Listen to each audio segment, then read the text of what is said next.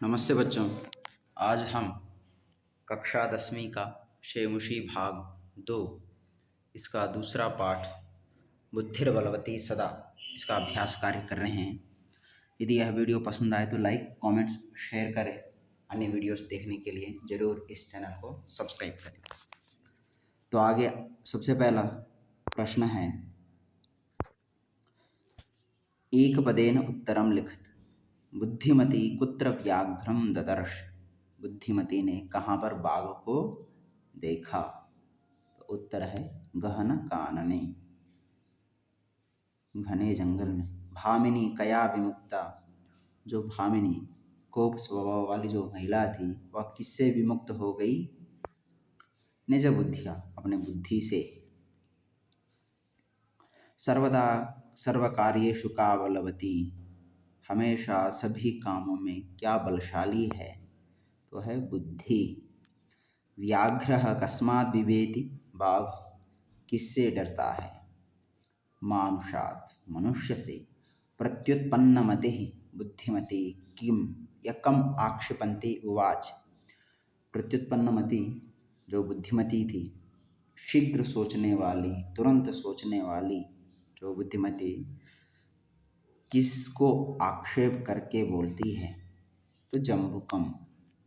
तो यहाँ पर किम ना होकर कम ठीक है। तो जम्बुकम में सीआर को आक्षेप करके। प्रश्न संख्या द्वितीय, अधोलिखितानां प्रश्नानां उत्तराणि संस्कृत भाषया लिख। पहला था एक पद वाला, अब पूरा वाक्य में आपने उत्तर देना है। बुद्धिमती केन उपेता पितुर्गृहं प्रति चलिता। बुद्धिमती किन से युक्त होकर पिता के घर की ओर जाती है? बुद्धिमती पुत्रद्वयोपेता पितुर्गृहं प्रति चलिता। बुद्धिमती अपने दोनों पुत्रों के साथ पिता के घर मायके चलती है। व्याघ्र किम विचार्य पलायितः। बाघ ने क्या सोचकर भागा?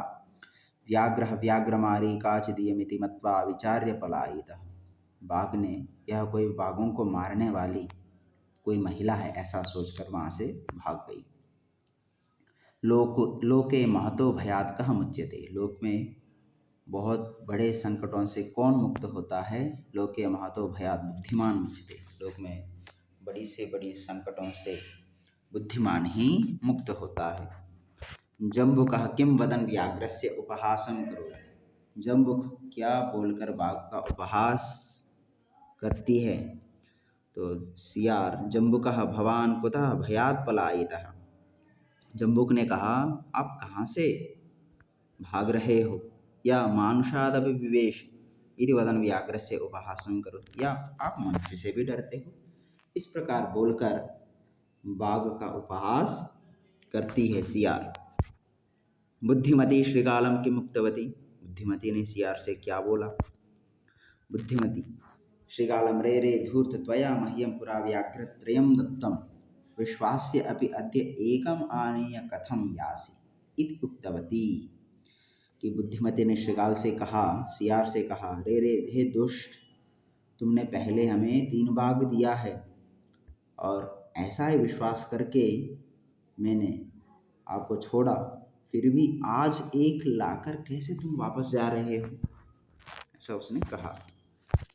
प्रश्न संख्या तृतीय, स्थूलपदमाश्रित्य प्रश्न निर्माणं कुरुत।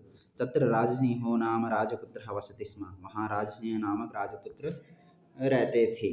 तो यहाँ पर राजसिंह के लिए प्रश्न है, तो तत्र किम नाम राजपुत्रः वसति स्म।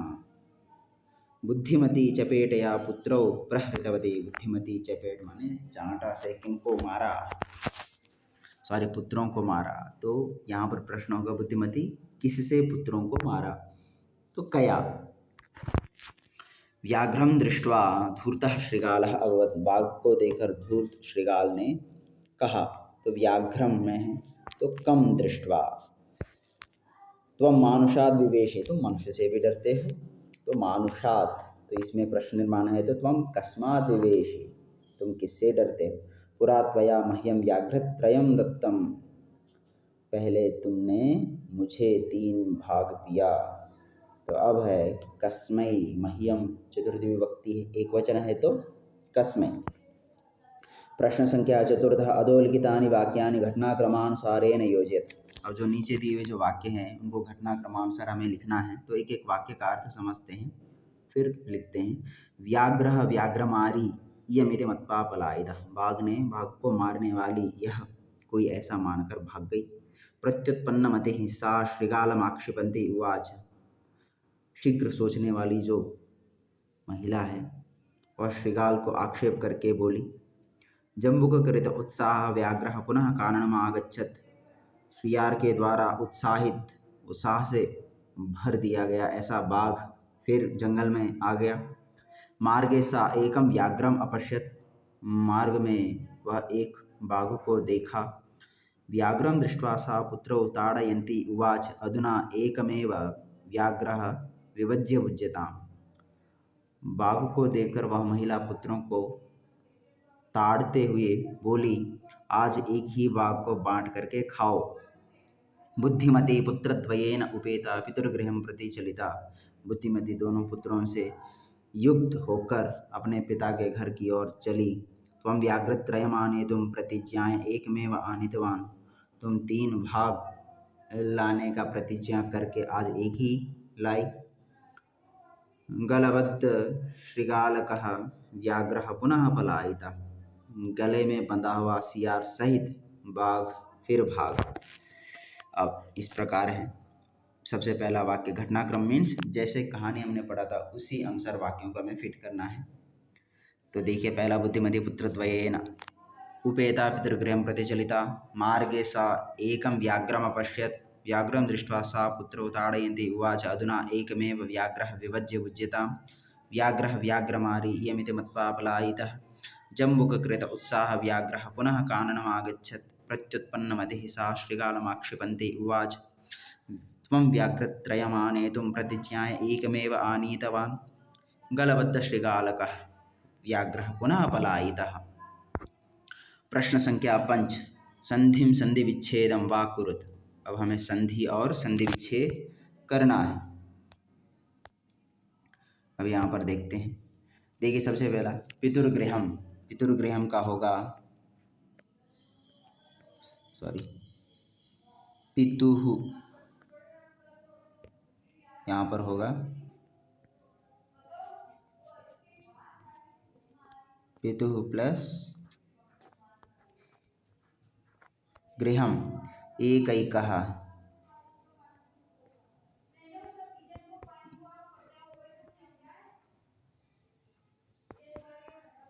एक प्लस एकः, अन्यः प्लस अपि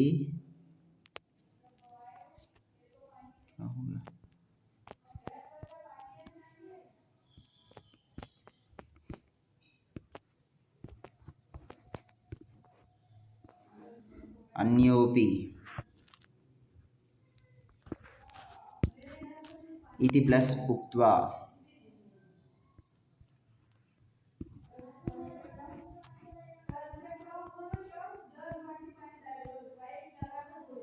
इत्युक्त्वा यत्रास्ते।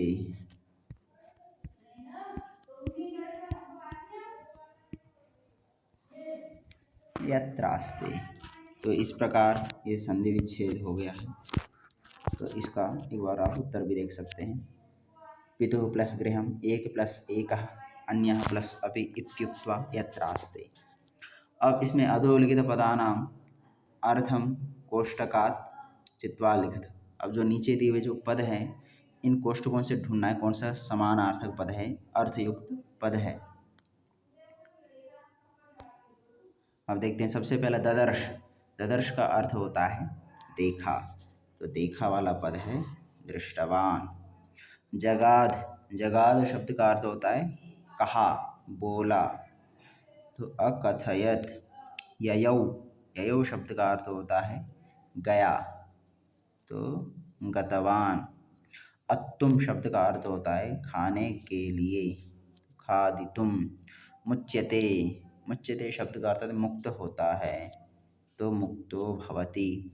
ईक्षते। ईक्षते का अर्थ होता है देखता है, तो समानार्थक पद है पश्यति। तब आगे प्रश्न संख्या 7। पाठा चित्वा पर्याय पदम लिखित। अब पाठों से चुनकर आपने पर्याय पद लिखना है। वनम शब्द का अर्थ होता है जंगल, श्रृगालः माने सियार, शीघ्र माने जल्दी, पत्नी माने पत्नी, गच्छसि माने जाता है या जाते हो। तो यहाँ पर वनम का होता है काननम, श्रृगालः माने जम्बुकः, शीघ्रम तूर्णम वनम, श्रृगालः जम्बुकः, शीघ्रम तूर्णम पत्नी भार्या, गच्छसि यासि। ये हो गए समानार्थक पद।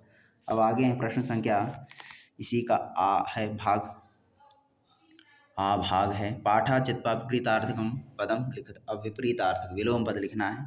प्रथमः, इसका प्रथमः का होगा द्वितीयः अथवा अंतिमः।